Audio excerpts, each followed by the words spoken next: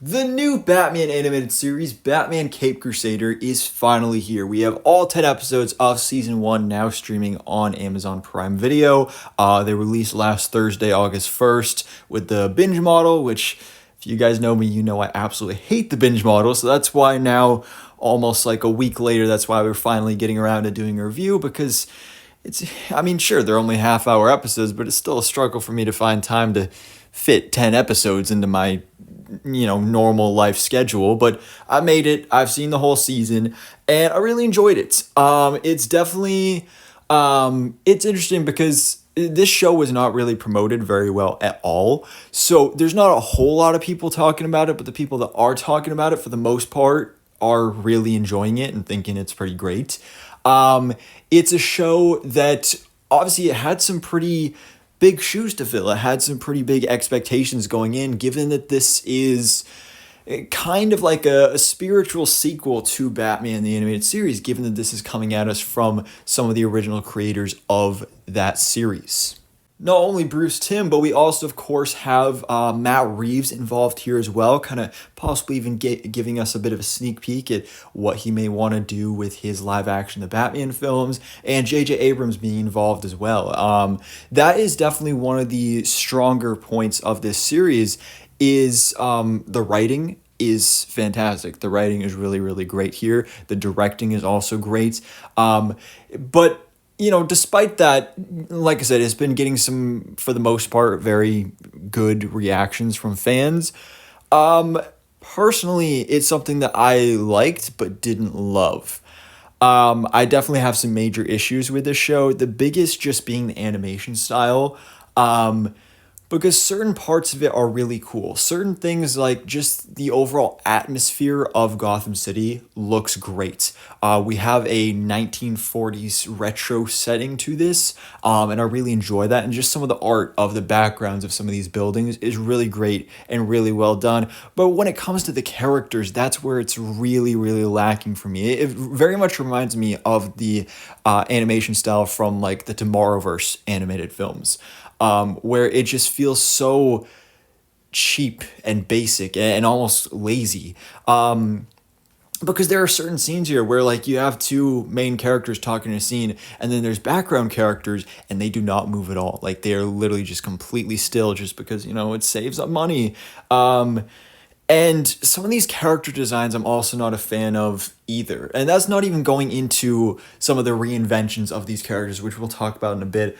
But with this cheaper animation style, a lot of these human characters just look so basic. And a lot of characters almost kind of look exactly the same, so it gets a little confusing at points. And most of the voice work is great. Hamish Linklater as Bruce Wayne and Batman, really great. We'll get into that more in a second.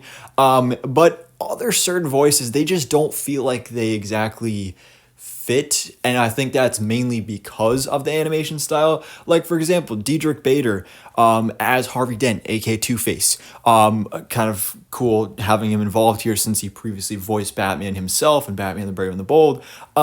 He, I think, does a great job voicing Harvey Dent, aka Two-Face, but because of the design for this character being so polished and 2D and just it doesn't look great.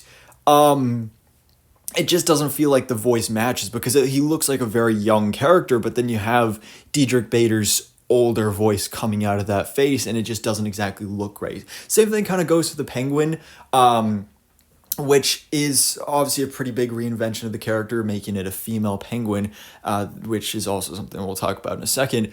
But the thing that really made me struggle with that the most is just because it looked like an older character, but you had like the voice just didn't seem like it matched a character like that. But Hamish Linklater was great as Batman and Bruce Wayne. I like the design for both of these characters, Batman and Bruce Wayne. He has a great Batman voice, and I also love that a big point of this season is they really lean into how Bruce Wayne is the mask, not Batman. And so I found it really interesting, not only the difference between his Batman voice obviously being much deeper, and his civilian Bruce Wayne voice, but the fact that he wasn't even just doing the Batman voice when he was in the suit. It was literally anytime he's not in public. Like, he would go from being in public Bruce Wayne, and then he would get in the car with Alfred, and then he would slip back into that deeper Batman voice. That was something I really enjoyed character-wise from Batman in this season. So I really, really enjoyed that.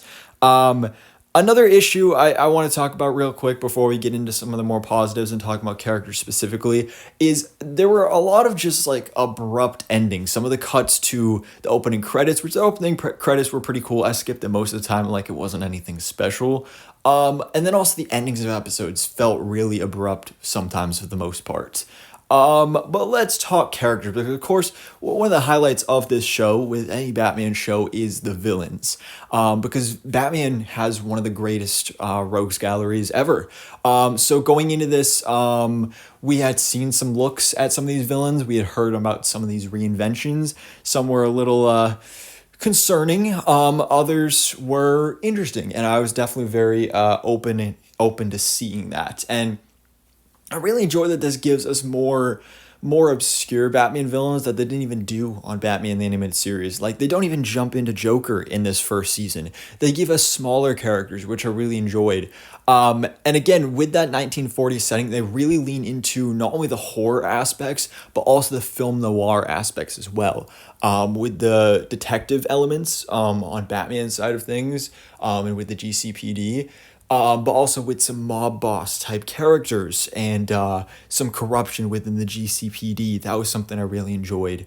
Like, speaking of mob bosses, that was one of the things I really enjoyed about the Penguin, because going into this, I was not a fan of the idea of gender-bending Penguin and making it Oswalda Cobblepot, but actually seeing it in action, it worked really well. Again, the voice with the design didn't really work for me personally, but just the idea of it, of really honing in on that mob boss element of Penguin and her being kind of like mama, like I really enjoyed that aspect of it. And she was really ruthless, really violent as well. Just real quick side note, that was another interesting part of this series, is how it didn't, like, this is not a kids cartoon, a kids animated series. This is very much adult. I mean, it's not like swearing and super violence or anything, but it is TV-14.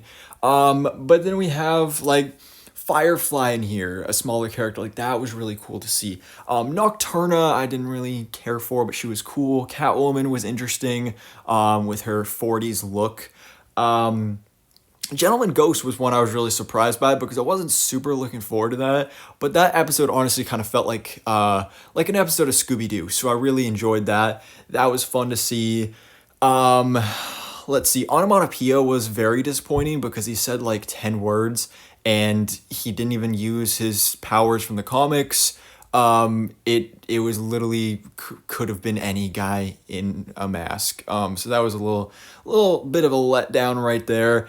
But one of the big controversies of this season is Harley Quinn, because they really hugely reinvent this character, which I think was an interesting idea, given that Bruce Timm is the one that created the character for Batman the Animated Series. So putting a new take on that character, her being now more upbeat and wild with her therapist side, and then more dark and serious as Harley Quinn. Also doing Harley Quinn without the Joker element. It was interesting. I mean, I didn't hate it, but it definitely didn't feel like, it's definitely a lesser version of the usual adaptation of Harley Quinn. And it honestly felt very much more so like Hugo Strange. This very much just felt like Hugo Strange, but in a jester costume. So that was a little bit of a weird element to it. Harvey Dent, again, besides my problems with the animation and the voice combination, I did really like the build up to that character, the story arc with Two-Face and all that. I thought that was done pretty well. But honestly, and kind of surprisingly, the biggest highlight of the season for me was Clayface. Episode 2 is my favorite episode of the season. It was great to see. And we've talked about this previously a little bit, specifically when it comes to Matt Reeves, with rumors that Clayface will be a villain in the Batman Part 2, or at least somewhere in the Matt Reeves Batman universe, about how it's much more likely they do the golden age Clayface rather than the big mud monster that we're used to, which personally I do prefer. But this was a really great case to be made of like, if we saw this in live action, I would be happy enough with it because it's enough of the grounded elements and done really well, mixed with a little bit of the fantasy. That was another thing I liked about the show is like it's for the most part grounded, but there's still some supernatural elements as well. And Clayface was a great example of that. Great origin story, great motives. He was a serial killer, so you had that mystery element to it. But he still had the clay face that could be formed and morphed into looking like other people. So that was something I thought was really, really cool. And yeah, so there were some great villains throughout this season. Again, some smaller villains that are more like GCPD corruption based, which I thought was a really interesting twist. And yeah, every episode was solid because there were, like I said, took me like a week to get through this season. So there were some days where I only watched like one episode, but I really enjoyed that. It was like, oh, that was a good episode for the day. So it was fun. It was a good show. It has been already renewed for season 2, and there's a big teaser at the end of season 1 for season 2, which does personally get me very incredibly excited, because it's a very big character that's going to be introduced and a very big different take on that character, but something I'm looking forward to and open to seeing. So I'm looking forward to that. But for now, guys, Batman Caped Crusader season 1 is streaming on Amazon Prime Video. I enjoyed it for the most part, again, despite my major issues with the animation. But for now, guys, let me know your thoughts in the comments below. What did you think about Batman Caped Crusader Season 1? So thanks for watching. Please drop a like if you enjoyed this video and hit the subscribe button so keep it to date on everything goes on in the DC life.